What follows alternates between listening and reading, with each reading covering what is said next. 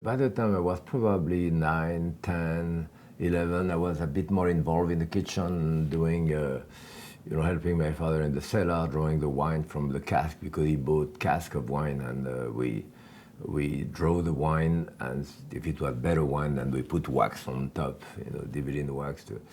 And so I thought that's what I wanted to do. And in addition to that, I had another aunt who had a restaurant in Nantua. Actually, I can count 12 restaurants in my family forever, owned by 12 women. So I'm the first male to go into that business. So yes, at that point, I think I moved toward that direction. I was doing pretty well in school.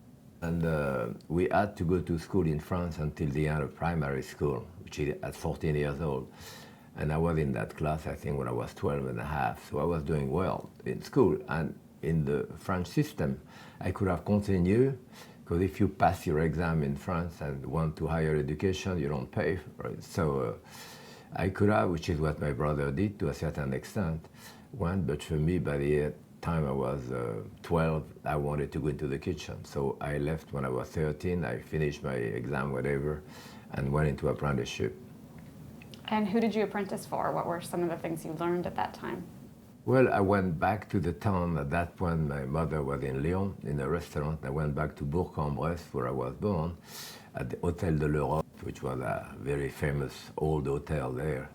It was the first time I saw a kitchen in the hallway when people came, in the big hall, and you could see a big window open and with glasses, and the kitchen, the people working behind the kitchen, a little bit like what's done now, but that was 70 years ago. So it was very exciting. And actually the chef there, I think my mother had been to school with him, knew that Paul Jauget, I mean, his name was, and the owner of the restaurant, Madame Denisot, was an old lady, the owner of the hotel, which she died not that long ago. I think she was 106 or something like that, wow. Yes. And it was customary to do 2 or 3 years of apprenticeship, which is what I did, during which you were not paid. We live upstairs, the apprentice sleep upstairs, and no day off, so you work the whole month, 7 days a week, and at the end of the month you had 4 days, because there is 4 weeks in a month, well, more than 4 weeks, but we had 4 days at the end of the month. And then I took the bus to go back to Lyon. During those 4 days I brought my couple of hats that I had, my tuck, front, my jacket, pants, apron, towel, the sheet of my bed, all of that brought back to my mother to wash and bring it back. That wasn't included in what we had.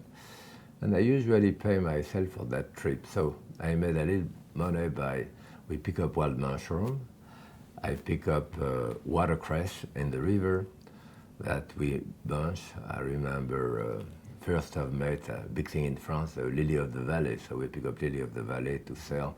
I did little work here and there to get a little money on the side, at least for the first year and a half of apprenticeship. Then after I had a little bit of money, I think, that I got from the hotel. I finished my apprenticeship, I think 1952, I think, and I went to Aix-les-Bains, which was a spa, not too far from Lyon, to do the summer. Those are hotels who only open during the summer, during the season, like 4 or 5 months, so you work straight through, there is no day off. The spa, and then I did the winter in Bellegarde, a small town on the way to Geneva. Again, the winter, and then decided in the spring of 52, I was 17 years old, I decided I want to go to Paris. So I told my mother I had a job there. I didn't have a job there.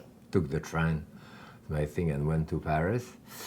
And I had a friend, a guy who worked with me as an apprentice, Robert, I think his name was, and he was probably 4 or 5 years older than me.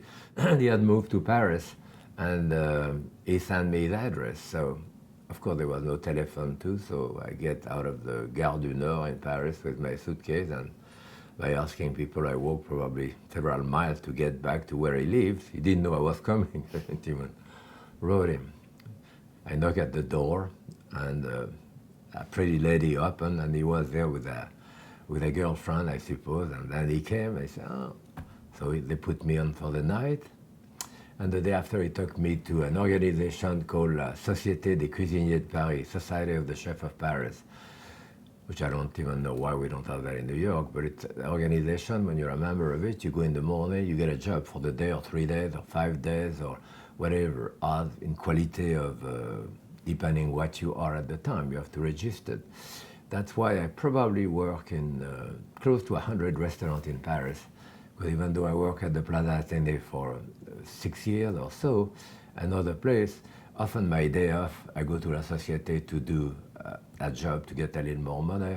Or if I have a few days off, I did that. I remember 1 year for Easter, I had like 5 days off. I went to La Baule around that, the first time I saw the sea in Normandy there, to work at the casino for like 3-4 days. Yes, so that organization, I came there, I registered, I became a member, and so I got a job.